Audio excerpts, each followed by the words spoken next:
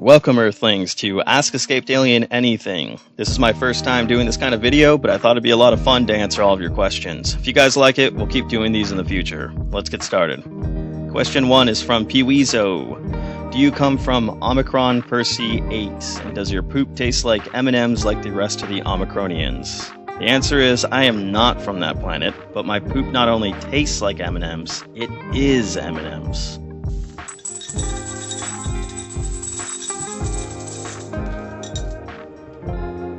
Question 2 from Funkle Slumpkin. What planet are you from?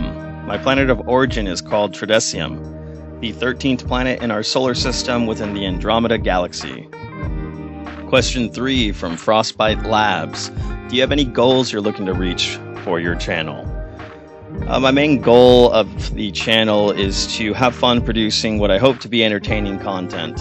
I like making people laugh, and I love sharing similar passions with people, so my real hope is to keep meeting cool people throughout this process and continuing to foster the friendships I've already built. Question 4 is another question from Frostbite Labs.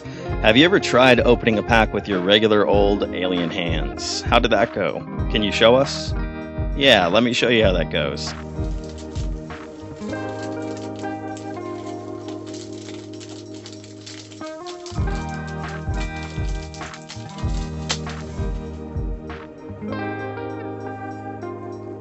Question 5 from Spooky Molder. Do you like Cheese Whiz? No. Just no. Question 6 comes from Stargazers. What is the rarest card you have ever pulled? Well, the answer to that is the rarest cards I've ever pulled are all actually the same rarity from Alestrals. I feel extremely lucky that in my time collecting Alestrals, I've pulled 7 Stellars. Those are serialized at a 99. So I've actually pulled 2 Comagmas, 2 Aeromirs, 1 Quackle, 1 Ephoros, and 1 Sprouter, all serialized at a 99. Super lucky to pull that, and I feel extreme gratitude for my luck in the game of Alestrals. Question 7 comes from Cryptid Keeper. What's your favorite card in your collection and why? So the answer to that is actually, that's an extremely hard question for me to answer. The easiest way to put it for now is that my favorite cards are the ones that are sentimental. They're attached to specific memories or specific people. I actually have an upcoming video planned which will cover that far more in depth than I can at present, so stay tuned for more of an answer to that question. Alright, question 8 is from Jay Pones, the king of rants. What's your top 5 TCG pet peeves? I actually like this question a lot, but it's going to be a 5-part answer, so let's go through it a little bit at a time. So first, I would say not focusing enough on creating a unique IP and focusing on your core product as part of that IP. The game has to be unique enough for me to be invested in the storyline and lore. So I just come from the belief that cards become so much more special, they become so much more interesting when you know they're part of a story. Second, releasing too many products or releasing them too frequently. You got to give your community enough time to digest a set, to play it, to collect it. And the truth of the matter is wallet fatigue is real. We only have so much money that we can put into your game. So if you're releasing it too frequently, we're just not going to be able to afford to keep up. And I'd also say attention span can only go so far. So if you really want somebody to enjoy your product, you have to give them time to really spend time with it. I like the idea of maybe releasing up to 4 core sets a year for a game at most, if they're reasonable set sizes. I kind of feel like, it gives enough new cards so that the players can continue working on competitive play, and there can be enough events held at LGSs, but it's not too crazy to where people can't keep up. And I feel like ancillary products are fine within reason. If they're more flavored or they're viewed as more of a working extension between sets, like I really like the idea of ancillary products being a bridge between sets. I think for those that are really looking for something new, a little bit faster, that's where those ancillary products come in handy. But I would say, ancillary products, you can also overdo that. So maybe 4 core sets a year with some ancillary products in between, and that kind of keeps you at maybe about 1,000 card release, unique cards a year. I feel like that's a pretty solid number. Third, Not having good customer service. Do not abuse or take your fan base for granted. They're literally supporting your creation. You must be humble and gracious. These people are literally helping your dreams come true, so you got to treat them well. Fourth, not focusing on gameplay. I love collecting, don't get me wrong, but if your game is too complex or it's not well balanced, what's the point of even calling yourself a game? In my opinion, the players should be first and foremost in a TCG, and collecting should be done in a way that does not limit players from being able to get the useful cards they need for play. A good way to balance this is by having alternate arts, serialized cards, special holos, things like that, that kind of balance that collectability to playability. Alright, and the fifth part of this question is not running a sound business. TCG creators, you need to look at your game as though it is a business. You have to take it just as seriously as anyone else that's going to run a business. That means running your financials well, your logistics well, your customer service well. If you're a creative mind and you do not have the business knowledge that it takes to run a company, then you should probably seek out professionals that do. You have to take it super seriously, because if you can't actually pull together the logistics and the financials, actually run a balanced budget, then you probably shouldn't be doing that part of it. You should probably focus on the creative portion and less of the business portion. We know that these indie TCGs that come out there trying to give their game a shot, they fail because they failed mainly at the business portion of it. So definitely focus on business as part of your TCG. Alright, moving on to question 9 from Fish. What card sleeves do you recommend? I'm actually not sure I'm the best authority on this question, but typically I just use Dragon Shield card sleeves. They always seem to be available at my local game stores, and I've never had an issue with their quality, so maybe somebody else in the comments that plays super actively can answer that question better than I can. Alright, question 10 is also from Fish. Why do you like aliens? Well, it's because we're sexy. No, but in reality, space is incredibly fascinating to me, and the thought that there are other life forms out there, especially intelligent ones, is extremely fascinating to me. I've always held that fascination since childhood. I've looked up aliens since I was a kid on the internet, always looking up, videos of UFOs and things like that, and I think for the rest of my life I'll just be fascinated with the topic. I'm super interested to see how things go in the future with the concept of aliens, UFOs, UAPs. It's all super fun. Question 11 is from DPD. When did you know you were an alien? Well, the answer to that is when I met other beings and they viewed me as such. Until that moment, I was just another member of my species. Question 12 comes from Anonymous Bob. What's your favorite TCG character of all time and why? My favorite character has to be Mewtwo from Pokemon. Ever since I was a kid and I watched the first movie with Mewtwo, I knew he was my favorite Pokemon for a few reasons. One has to be, I think he has one of the darkest backgrounds of any Pokemon. I mean, he killed an entire island of people, including his creators. 2, he's obviously extremely intelligent, along with being powerful. That's just badass. And 3, he struggled with his origin story and had to learn to cope with it. I really like that concept of kind of the villain turning out to be good somewhat. And in the words of Mewtwo, I see now that the circumstances of one's birth is irrelevant. It is what you do with the gift of life that determines who you are. Alright, question 13 from Jack Penman. What's your real name? Is it something humans can pronounce? Well, Jack, my real name is Epictetus, but you can call me EA. Question 14 comes from Freakwalker. If you could only take one food from Earth back to your home planet, what is it? That's easily a California burrito. Carne asada, French fries, pico de gallo, guacamole, sour cream, cheese, salsa, all wrapped up in a tortilla. I mean, it's literally art. It's art. Get yourself a California burrito. Question 15. I'm never gonna get away from this. TMX asks, what are your thoughts on probing? Well, TMX, we retired probing a long time ago when we found out it was an enjoyable experience for most humans. It made experimentation pretty damn awkward. But if you ever find yourself on a lonely night, you just let me know. I'm always happy to help out a friend. Question 16 is from Speed Robo. Where did you escape from? Well, I escaped from Area 51. The US government held me captive there for some time after I crash landed my ship on Earth. A story to be told in more depth in the future. 172 Default asks, why do all games kind of suck a little bit?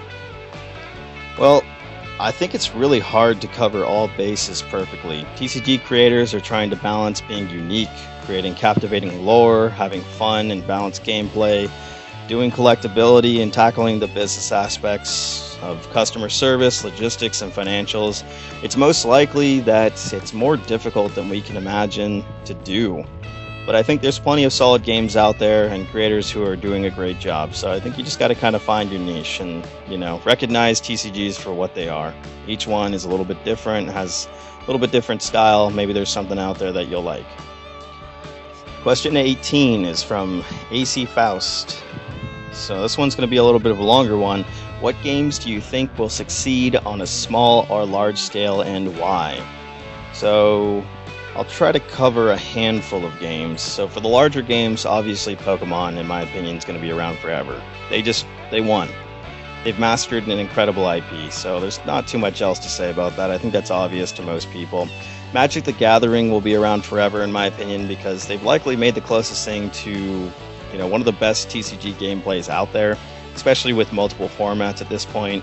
They make a lot of their base angry with certain decisions that they make, but in truth, we're all kind of cucks to MTG. I think we're going to end up always going back at certain points in our lives, and I don't know what to say. That's just how it is with MTG.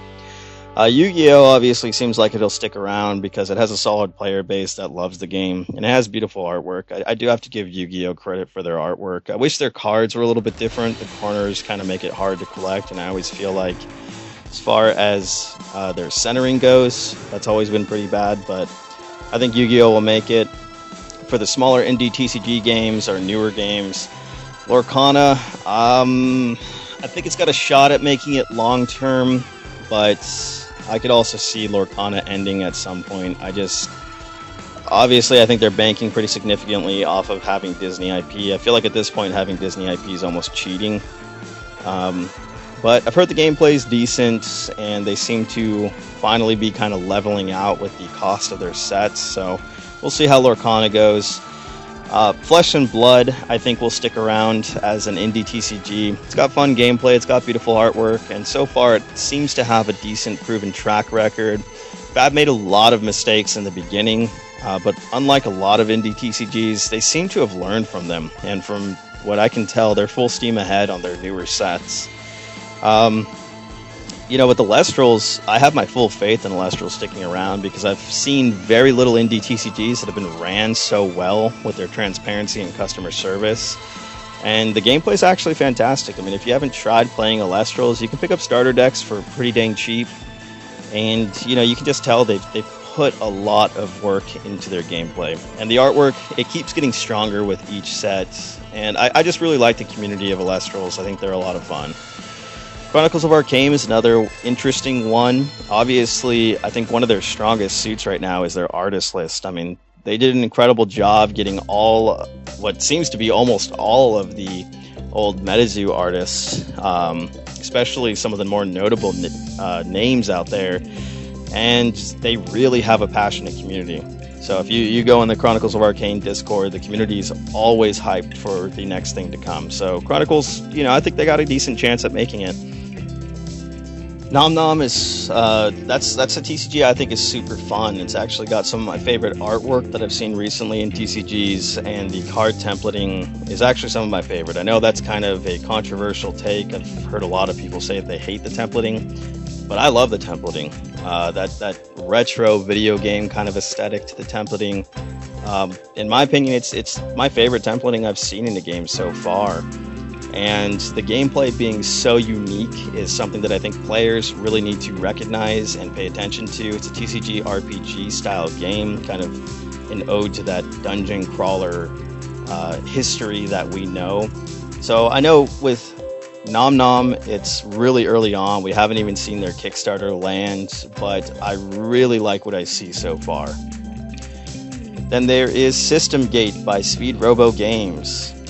So Speed Robo Games does a fantastic job with this game. It's definitely a little more of a niche game. I know people probably haven't really heard of the game so much, but it is truly a player's game. And I think that's what I love about it. I mean, he really just hits the nail on the head when it comes to the gameplay aspect and being for the players. I think the concept's a ton of fun. So I'm definitely going to be checking out more of the system gate sets in the future, exploring the game further, and I really look forward to what Speed Robo Games comes out with next. And of course, AC, I would be remiss if I did not mention Splatterkins. By far the cutest TCG out there. Make sure to check out Splatterkins, make sure to check out System Gate. Question 19 is also a question from AC Faust. What do you want to see games do more of and less of? So this is going to be a lot of the same answers that I gave for Jane Pone's question.